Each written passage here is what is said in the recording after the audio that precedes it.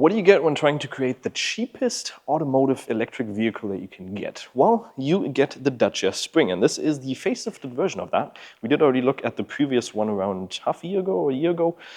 And now we have a total revise. It's not a new generation of the Dacia Spring, it's a facelift. And you can see a lot has changed, so a very big facelift in my opinion. We're going to talk about everything. We're going to look at the price. We're going to look at the characteristics of the car from the outside, the inside, and everything that you need to know about the car. So I hope you enjoy. So how much is it going to start at? Well, you're going to get the cheapest variant at 16,900 euros, so quite a bargain in my opinion.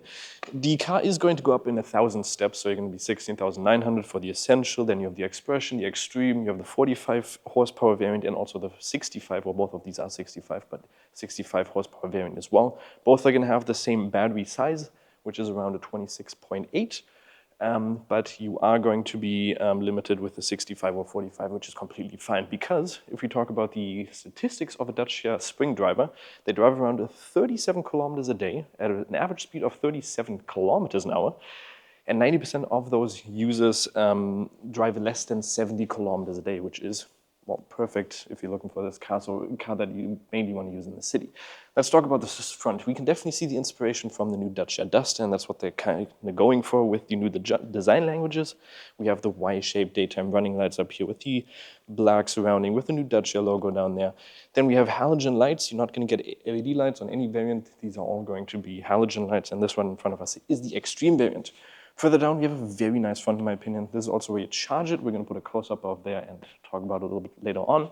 And down here, we can also see this comes with the Extreme variant. It's like this top-down view of an imaginary city, so it's not a city that actually exists. But it looks pretty cool. If you don't like it, you can theoretically scratch it off on the side. So it's just like a small layer they put on top. Some indents down there, and that is basically it for the front. So everything about this car has also changed when it comes to design-wise. The only thing that stayed same to the previous model is the roof. That's the only element of the whole car that stayed the same. We can also see in front of us, we have the brick red, which is one of the new colors, and also there's a fiery beige on this one, which is also going to be the Expression variant, so the Essential one we don't have standing right here, but these are the two new colors. You have an option between 6 different colors. On the side, there are also a couple of changes. For instance, wheels now go up to a 15-inch on the rims. Previously it was down to 14-inch, so a little bit big on that. And I like these in the Extreme variant. They look like this. The black color on here looks pretty cool. We can also see that we have the Extreme variant with all the different copper elements on here. So the side mirror is going to be a copper as well. Nice little design here on the side, a little bit of a scratch proof. Doors are also different. The only thing that is the same is the roof. A little bit of a Spring logo up there. And in general, the dimensions haven't changed much. Car is going to be 3 meters and 70 long, 1.52 meter tall, and also 1.58 meter wide. So still a very compact car that is completely usable in the city, with a turning radius of 9.6 meters. On the back, the design also definitely changed. You can definitely see also the Y design in the lights in the back here with the bar going through here. With the Extreme variant, you also get the copper elements in there, which looks pretty cool. And then basically, in general, a lot of different changes here when it comes to the back design. Again, down here, this imaginary city, 2 lights for your license plate down there, and a little bit of plastic down there. Looks pretty good in my opinion. Let's look at the boot. You press this button, hold it down, or press it twice actually, and then it'll open. You can see a very hollow one. That was the same as in the previous. In here we have a total space of 308 up to 1,004 liters, which is now an improvement of, what was it, 6%? 18 liters extra that you get now, which is a little bit of improvement in the size as well. Big space if you're basically only using this in a city, plenty of space. You do have a little bit of a loading gap if you flip over the rear seats, but that'll give you plenty of space for your shopping spree. And if you want, you can also put 35 liters in the frunk, because that's an option you can also opt for when configuring the car. So in the front, you can see, you just gotta imagine putting an inlet in here so you can have that 35 liters of frunk space in there. You can definitely see there's a lot of space in here, so you definitely are going to be able to put something in there, maybe even your charging cables, hopefully.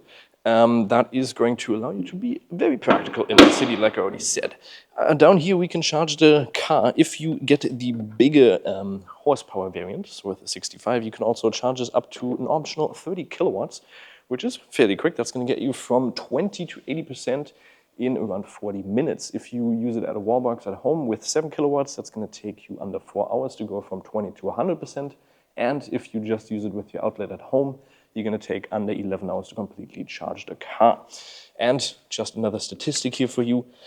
most of the people that drive a Dacia Spring charge, I think 75% of them charge it at home, so quite a lot of people. So you're also going to be very cost efficient when driving this car.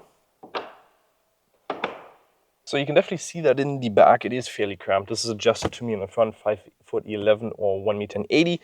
Obviously, how often are you going to drive this with 4 people? That's not what the car is meant for, but you can theoretically do it if you want.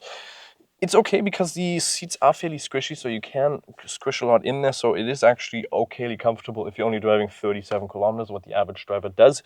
Then this is completely fine. In the back, you also have windows, which because the car's not on don't work, but you do have electric windows in there, which is nice. You also have this material in here. Nice.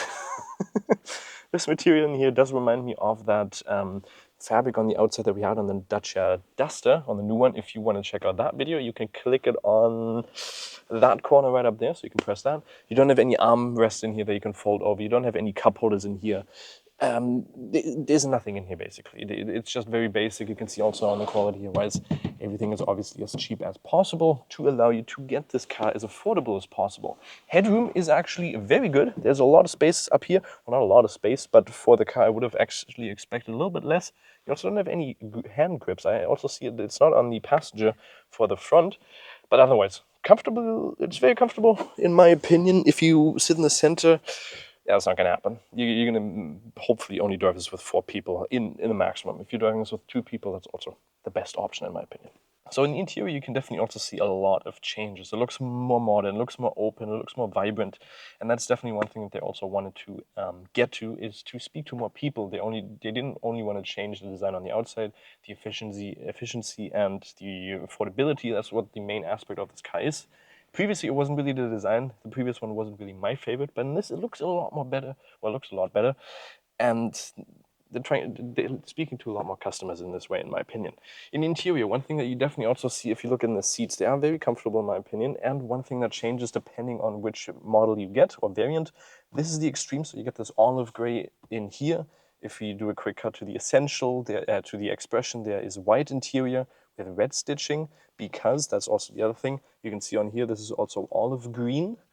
And the Extreme variant gets the copper indexes in here. And for instance, if you're using the Expression, this is going to be in brick red, so on the exterior color of this car, with white up here with red stitching. The Essential gets everything in gray. In the interior, lots have changed. Every car is now going to standard-wise get a 7-inch display for your digital cockpit, and you can optionally also get the nav media live system, or the media nav live system, which is going to be a 10.1-inch display in the center. You can also get this optional if you use the Expression package. You can upgrade it with 800 euros, or in that price where you can also just upgrade to the Extreme variant and you get it standard-wise. That also comes with a rear view camera and some other features. This is very nice because it's the latest tech from Dacia.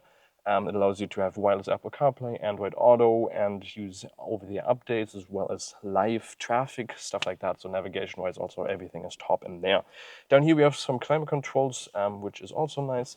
And in general, the seating quality in here is actually very nice. Compared to the other one, there was definitely a lot more that I wasn't a fan of in the other one, but this one feels a lot more modern and spacious. You can also see with all the white touches. This is going to be in every single model. This is now actually, you know, it has like those inlets of your fingertips.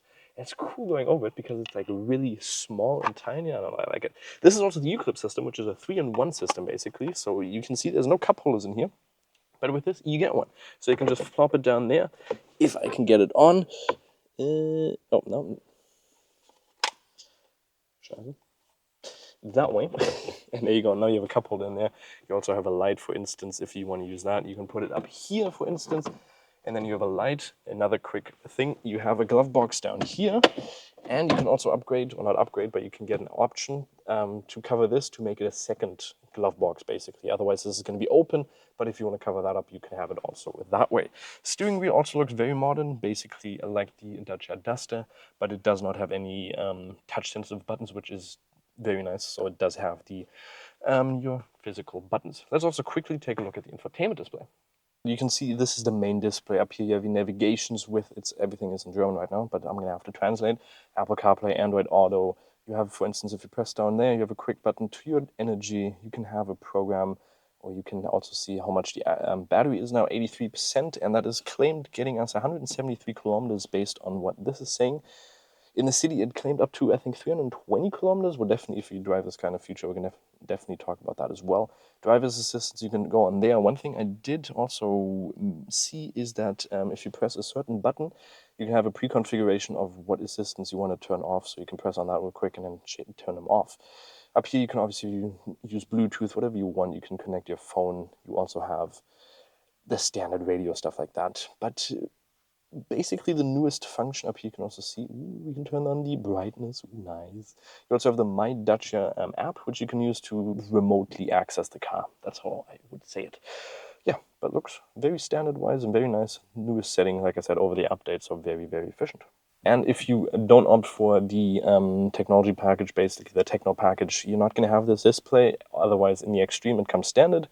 You're going to have another different layer in there, so you can open that, and you're going to have to use your phone for navigation, stuff like that. But you are still going to get the digital cockpit in the front. So what is my final verdict on the Dacia Spring? Well, if you're looking for a car that you can use in the city, or you want to use it as a second car to go into the electrical range, then the Dacia Spring is definitely a good option. You're going to have a fairly low battery, so if you're going over long distance, you might still need a main car, or you're going to have to opt for the Extreme variant with the faster charging, so you can go with 40 minutes and then drive it a little bit further. Last year we drove the older one from Cologne to Kassel, which is around 260 kilometers. It was an interesting journey, so definitely city driving this car is going to be very nice. With the compact version, you also go over the compact dimensions of this car. You're also going to be looking very sporty in the city because you're going to find a parking spot without a problem.